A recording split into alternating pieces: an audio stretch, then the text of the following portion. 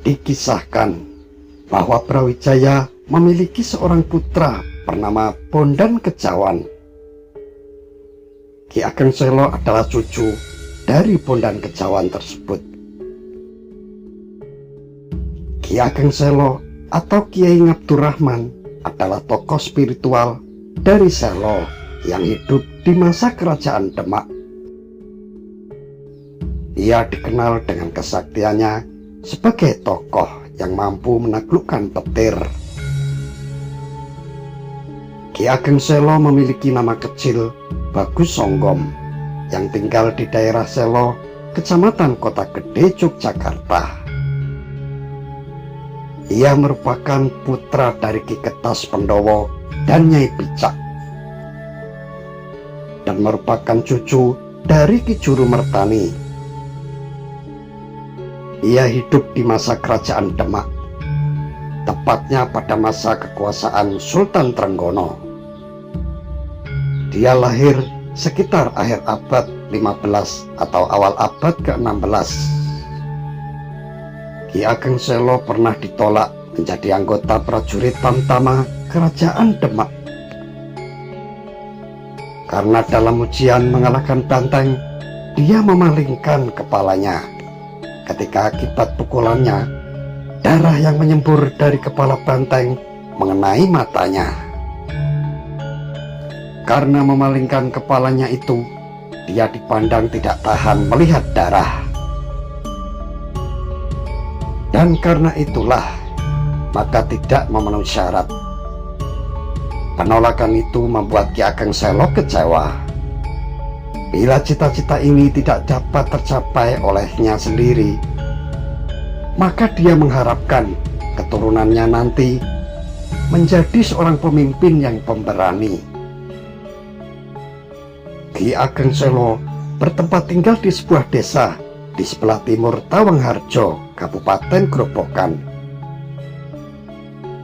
Ia hidup berprofesi sebagai petani yang gemar memperdalam ilmu agama dan tumbuh sebagai seorang yang religius.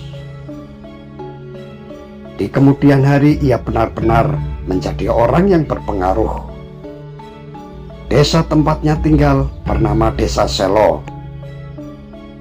Nama Selo berkaitan dengan keberadaan bukit atau gunung berapi, dan merupakan sumber banyak garam dan api abadi yang terdapat dari wilayah Grobogan. Di desa tersebut juga Ki Ageng Selo meninggal dan dimakamkan.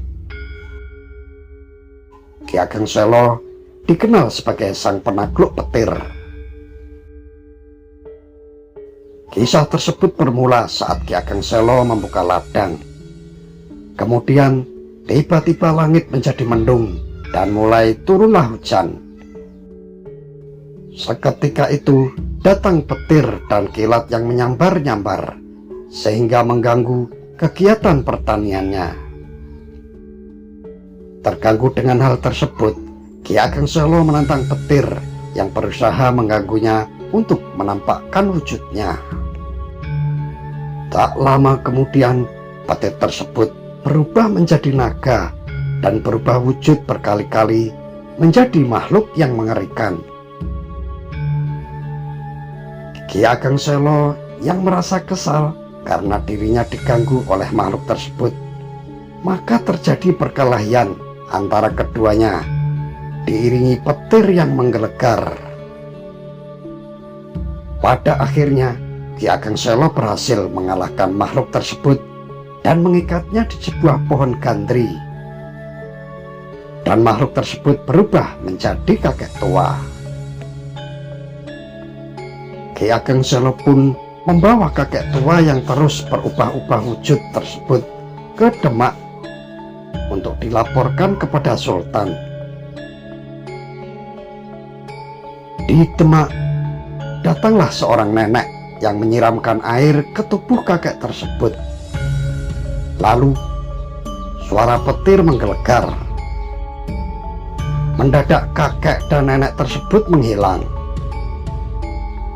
Kisah tersebutlah yang membuat Ki Ageng Selo dikenal luas sebagai sang penakluk petir. Kisah Ki Ageng Selo menaklukkan petir diabadikan dalam ukiran pada lawang bledek atau pintu Masjid Agung Demak. Sampai sekarang pintu tersebut masih dapat disaksikan. Ukiran pada daun pintu tersebut memperlihatkan motif tumbuh-tumbuhan, suluran, jambangan, mahkota mirip stupa, tumpal, camara, dan dua kepala naga yang menyemburkan api. Ki Ageng Selo merupakan tokoh yang memiliki pengaruh besar pada masyarakat. Ia memiliki suatu ajaran yang diikuti oleh masyarakat secara luas pada masanya. Ajaran itu adalah ajaran tentang filsafat hidup dan keagamaan. Sebagaimana tradisi pengajaran di tanah Jawa, para santri Ki Ageng Selo mencatat dan menuliskan ajaran-ajaran yang disampaikan olehnya. Tulisan-tulisan selanjutnya menjadi pemikiran utama Ki Ageng Selo yang kemudian hari dikenal dengan sebutan Papali Ki Ageng Selo. Papali adalah larangan atau nasihat seorang guru kepada muridnya terkait dengan hal-hal yang dianjurkan untuk dijauhi. Nasihat lisan tersebut ditulis dan dikumpulkan oleh murid-muridnya menggunakan bahasa Jawa dalam bentuk tembang mocopat. Papali Ki Ageng Selo tersebut mengajarkan tentang kesusilaan, kebatinan, dan keagamaan. Dalam merumuskan ajarannya, Ki Ageng Selo menggunakan pendekatan filsafat Jawa seperti yang pernah diterapkan oleh para wali sebelumnya. Papali Ki Ageng Selo ini dituturkan oleh sesepuh desa Selo, yaitu Ki Pariwara. Ki Pariwara pun mengatakan, hendaknya pesan ini dihargai karena akan membawa berkah bagi yang melaksanakan dan juga akan membuat selamat serta segar bugar. Kalau istilah zaman sekarang, sehat sejahtera, jauh dari segala kesulitan.